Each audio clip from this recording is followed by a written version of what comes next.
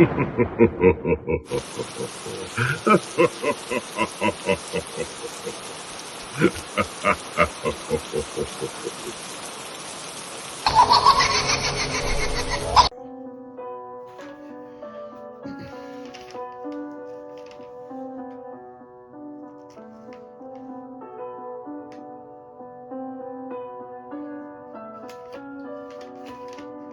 date was May 10th, 1992, and I'm telling you the story of what happened one night. I was sitting on the front porch drinking coffee when I suddenly heard a high-pitched, creepy laughter.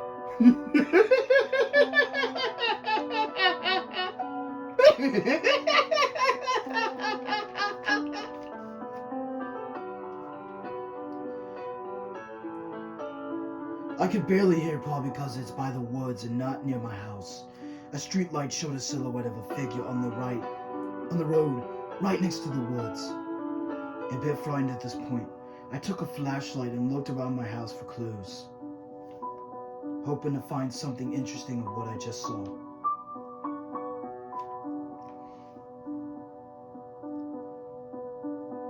I found something in my backyard, and it wasn't a pleasant thing.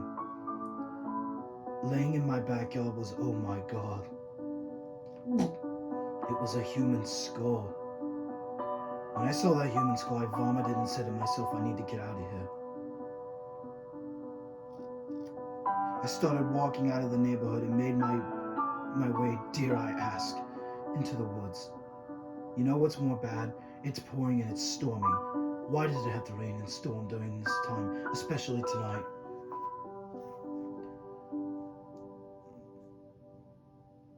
After about 15 minutes of walking, I started to notice something behind me. A shadow. I took out my cell phone and looked behind me with my flashlight. Nothing there. I turned on my flashlight and started walking through the very long woods. It was going to take at least 15-20 minutes to walk back to my house at this point.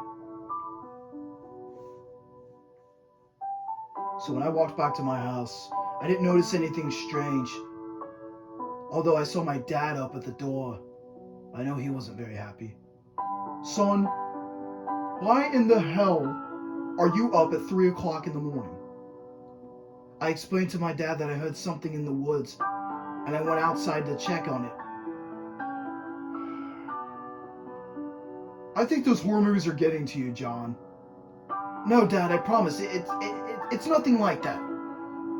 My dad didn't believe a word I said, so he told me to go to bed. I think I went to bed at 3:48 a.m. To look at my phone, that's what it said. I woke up the next morning, not thinking anything of it. Went to McDonald's and got breakfast. I ordered the usual. The hash brown and eggs, the McGriddle. You name it. The rest of the day went slow and normal. I had to work that night at my local Taco Bell. The pay ain't great, but I love Taco Bell. I mean, I love it. I could probably eat 5 burritos if I really wanted to. After my shitty shift ended around midnight, I had to talk to my boss about showing up to work early. I was 2 minutes late because I was stuck behind a train. I also had to run a red light just to get to work. I probably shouldn't have done that. I didn't tell my boss that either, but something just to keep out for, I guess. When I got home that night, the door was wide open to my house. I started to freak out. I didn't scream, but I started to freak out. Why in the hell is my door wide open? I grabbed the flashlight from my car and walked upstairs. Sitting on the top of the stairs was a bloody, ragged knife and a note.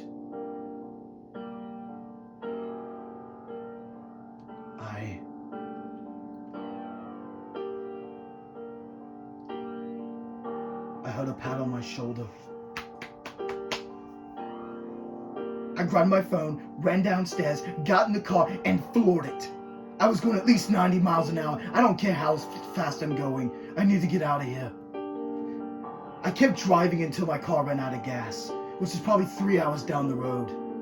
Exhausted.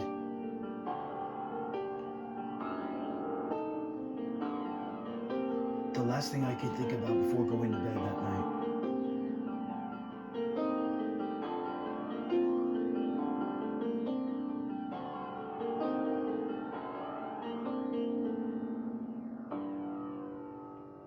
was the forest.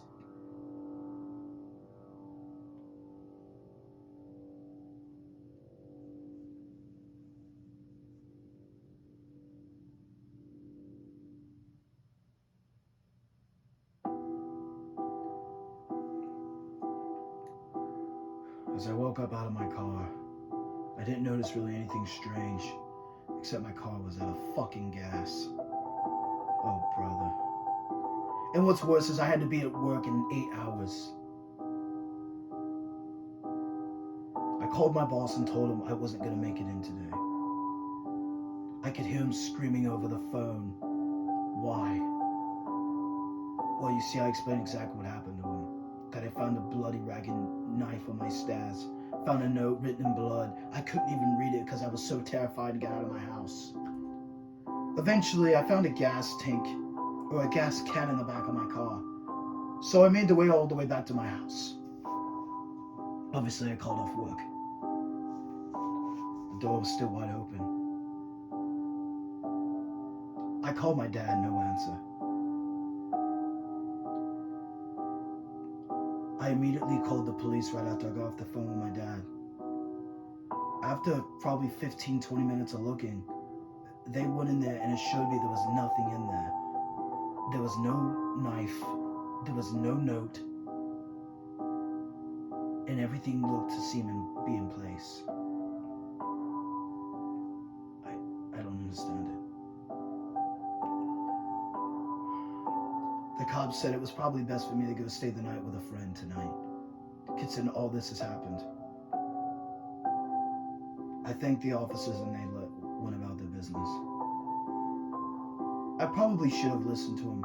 I probably should have went and stayed with my buddy Jerry. Even though he worked the night shift at the local factory, I probably should have just asked him to stay with him, but it is what it is.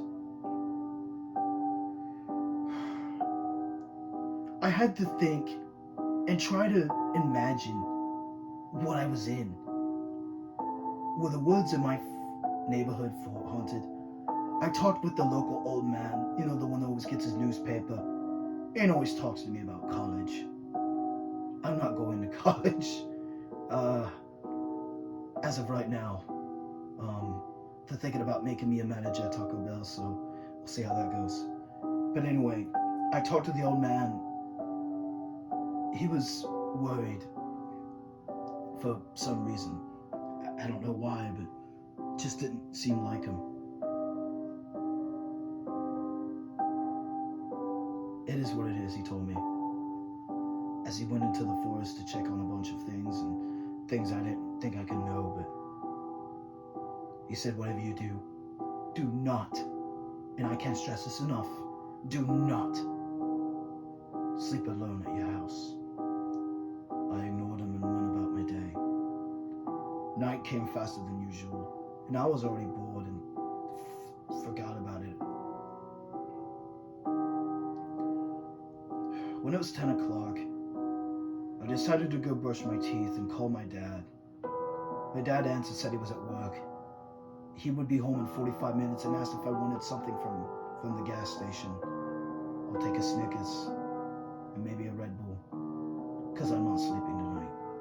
I didn't tell him I wasn't, but I probably won't. Everything that happens is for a reason. I couldn't only understand it. Just probably 20 minutes later, I get a very disturbing knock on my front door. My bedroom front door.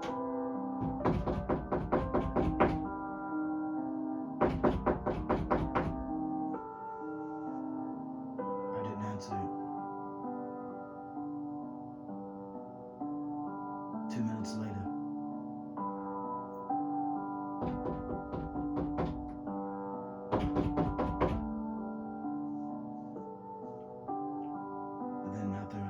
seconds and knocking had stopped.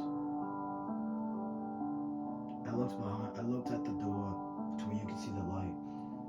There was a shadow underneath of it.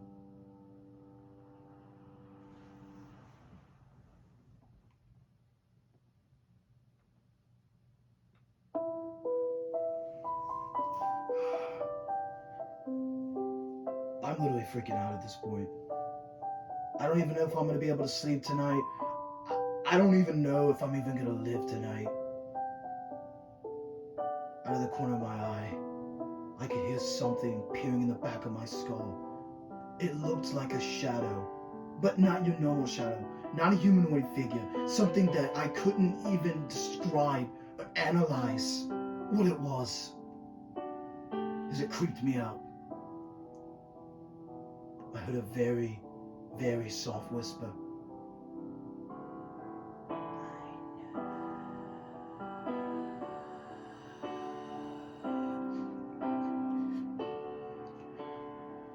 I called my dad and told him to get home. He said he was stuck in traffic. He hung up the phone.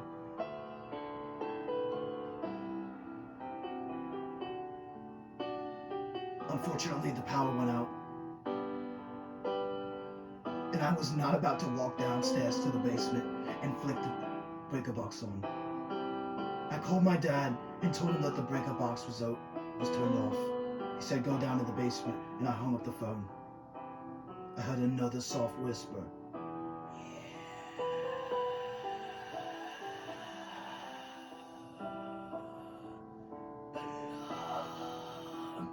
It was speaking in a language I couldn't understand. And then from the ceiling just randomly fell blood. Metallic blood. It was dripping from the ceiling like crazy. For me, Starbucks is the place where I can be myself. I called my dad again and said he was going to be at least 20 minutes away. The shadow disappeared from my door, and I knew I probably had to go downstairs and turn on the breaker box.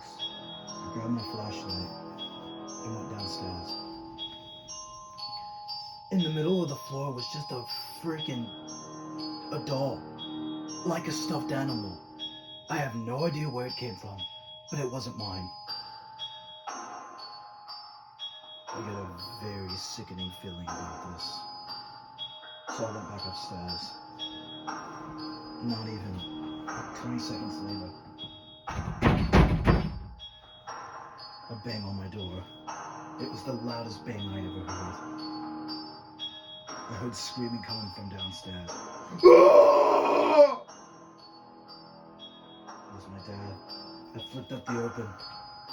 My dad's arm was cut, dripping in blood. He said something came out of nowhere and scratched him. He didn't see what it looked like.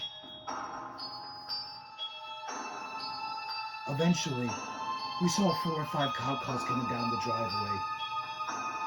The house just started sparking, lightning coming down from the sky. It was still raining and lightning outside. The 4 officers told us to get in the car and drive away, but we stood there for whatever reason. The creature came out of the house. It was... I can't even describe it. It was all black, with red eyes, and sharp, jagged teeth.